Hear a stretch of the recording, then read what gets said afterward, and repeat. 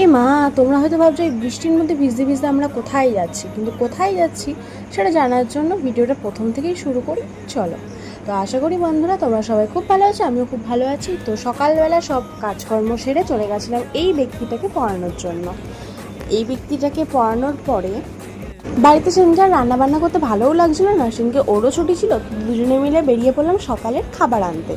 খাবার তো আনতে যাবো, কিন্তু তার আগে নিজেরাও একটু চা খেয়ে নিই। বেলা 12টার সময় গেছি আমরা চা খেতে, আর রোদের মধ্যে রোদ দুপুরে পুড়তে পুড়তে। তারপরে চাটা খাওয়ার পরে চলে গেছিলাম সকালের খাবারটা নিতে। আর সকালের খাবারের সাথে মিষ্টিও নিয়েছিলাম কিছু, কারণ আমি একটু মিষ্টি খেতেও ভালোবাসি।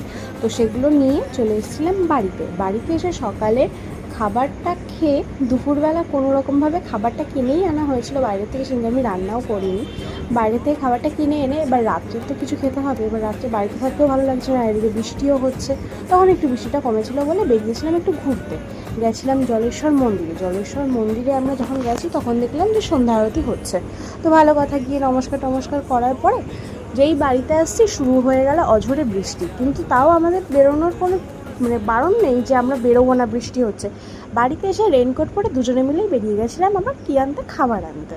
আর খাবার আনতে এই যে আমার পান্ডা, সে তো আগেই বলে দিয়েছে যে এখন বৃষ্টি হচ্ছে, কি খাবি বল, গরম গরম মোমো খাবি কিনা। আর আমার তো মোমো দেখে তো না নেই, চলে আসলো মোমো খেয়ে নিলাম। তারপরে খাবারটা নিয়ে চলে এসেছিলাম বাড়িতে। আর বৃষ্টির মধ্যে বাইক রাইড নাইটে আরও কতটা সুন্দর লাগছিলো, এই অনুভূতিটা বলার মতো না। যাদের আছে তারা একটু বলো।